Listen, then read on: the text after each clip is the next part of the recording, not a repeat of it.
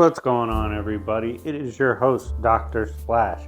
And this was a sponsored video. Initially, I was going to collab. I was actually talking to Drip Sauce about collabing on this because a ton of people always comment asking us to discuss comic book scaling and how it relates to Dragon Ball scaling. We never really lined up our schedules, so it's me flying solo on this. Let me know if you guys want to see me collab with more channels in the future. But this topic, shout out to Raffles for the sponsorship, is could Thor solo all of Dragon Ball? We will be using Immortal Thor. We're throwing him in Dragon Ball, and everybody in Dragon Ball is teaming up to beat the shit out of him. They have been told if they don't beat this white boy, that all of Dragon Ball's cooked, right? On the other side, Thor is told Marvel's creation is cooked if he doesn't get rid of these people. So let's see who really wins. Smash the like button if you haven't already, and if you love content like this. And subscribe, join the ENC Street Gang, check out my Discord, all that. Without further ado, let's begin. First, let's go over what Thor brings to the table, because I'm sure a lot of people here kind of understand what's coming from the Dragon Ball side, right? So let's briefly review what Immortal Thor's up to and what he has. So Thor is someone who has the power of All-Father Thor, essentially, but you can get a lot stronger than that historically in Marvel Comics. You know, Rune King Thor, great example, prime example. He has All-Father power. He also has the power of All-Father Odin. I personally think Odin's a jobber, always been his biggest hater. However, if we look at how strong the Odin Force is at its full might, he is someone that can box with infinity. He is someone who is capable, and of course infinity exists beyond time, space, dimensions, even narratives. That's one of the four pillars of existence in the entirety of Marvel.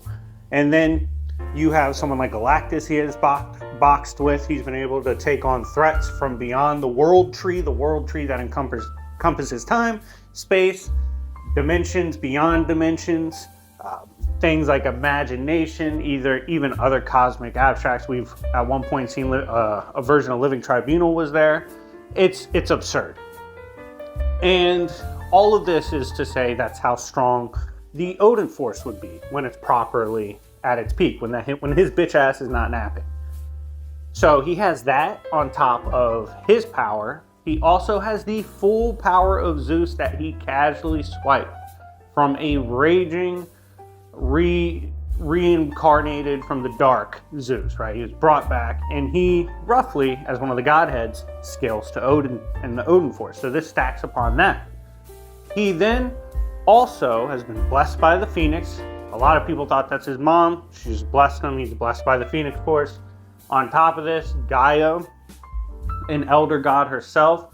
These beings exist beyond the Marvel cosmology in the 10th or realm, basically, like outside the world tree. It's fucking crazy. And she's one of those as one of the elder gods by default. And that's his mom. That's the baby mama of Odin. He has all this power, and on top of this, he now has old rune magic and narrative magic. His weapon, Tormod, is beyond narratives, anti-narratives, and even the mystery, the unknown, the stuff in stories you can't predict, you can't see coming. It's even beyond that. There was a bridge that was destroyed. Well, not a bridge, rather. A gate.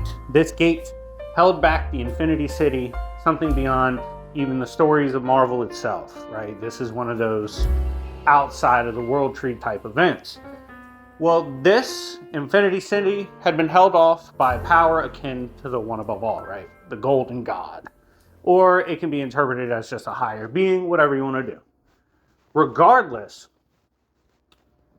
Thor held off. He said when the gate was taken away and all of Marvel was threatened, they said, yo, we got to retreat. Let's go back to Asgard, hug our loved ones. The gate's gone. That boy Thor turned around and said, brother, I am the gate.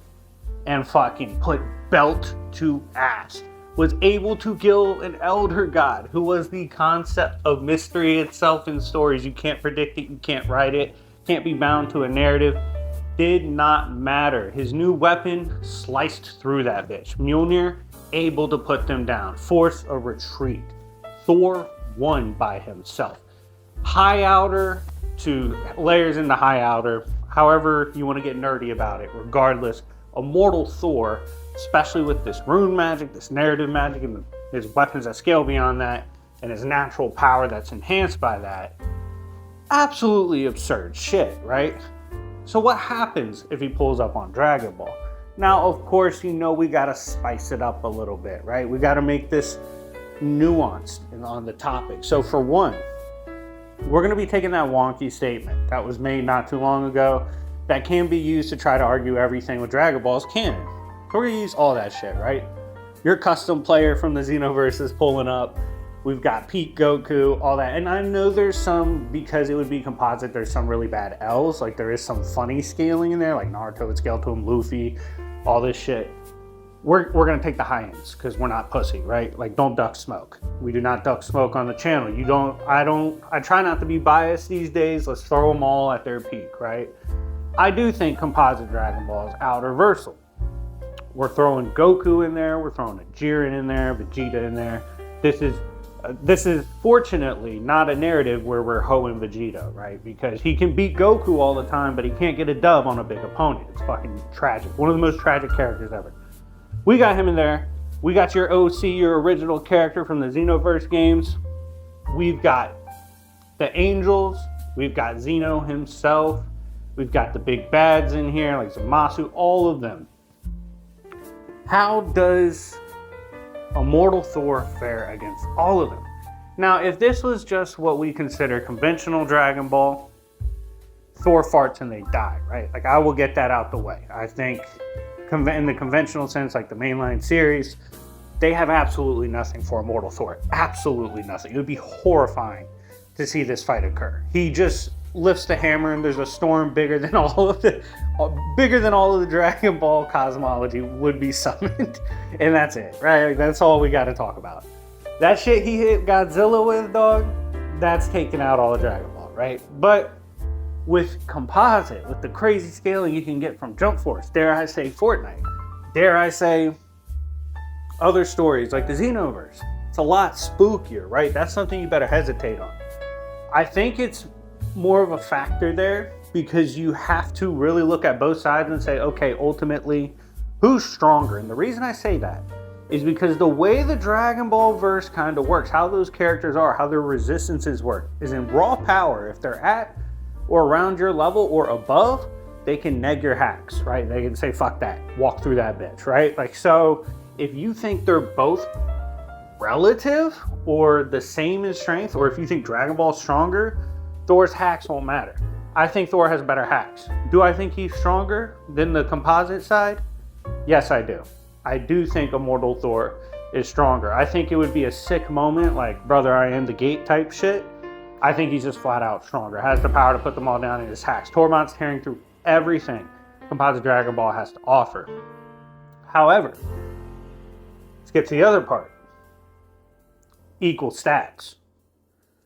I think Thor's in trouble here and probably loses. And my reason for saying that is that even though his hacks are superior, the other characters, their resistances work in a way that relativity of AP kind of cancels out the battle, right? Like it kind of cancels out that hacks. They can just resist at the very least to a high degree. So by those rules, he's probably done. Like, I don't think he can pull that off. I think there's enough characters there with significant hacks, especially through compositing.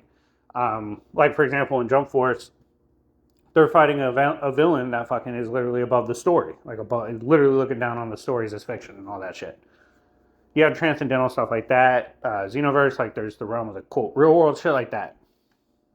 You look at that, or heroes rather, you look at all that, Thor's probably in trouble. Now, if you say there's an argument for Thor has shown the capability of his hacks overcoming characters who typically resist that, understandable. Like, just straight up did that to Zeus, although I think he just outscaled him. We have seen, it was supposed to be his weapon, like nothing could kill this god or put it down permanently because it was mystery itself, yet Tormod overcame that, was above that, like somehow usurped that. There's some arguments I guess you could make for Thor has shown capability of overcoming the resistances to similar AP, but I think it's a little harder. So I would probably say I understand if you have equal stats, all the composite Dragon Ball versus Thor, Thor going down. I could see that being the case. But let me know what you think in the comment section down below. I had a lot of fun with this topic. I think it's a pretty fun discussion. And let me know where you stand on this topic. Anyways, it's been your host, Dr. Splash. And remember, it's Yancey Street, bitches.